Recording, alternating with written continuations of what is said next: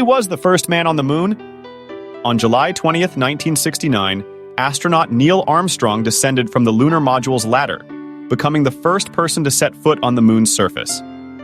Armstrong's famous words, "That's one small step for man, one giant leap for mankind," captured the collective aspirations of humanity.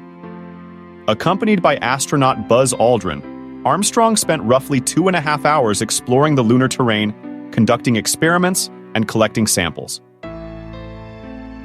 Their successful lunar landing and safe return to Earth symbolized the unlimited potential of human ingenuity and determination. The Apollo 11 mission showcased the remarkable technological prowess of the United States and represented a significant milestone in the quest to explore the cosmos. It left an indelible mark on the pages of history, serving as a testament to what can be accomplished when people work together to achieve a common goal. The Apollo 11 mission remains a symbol of human achievement, inspiring generations to dream big and reach for the stars.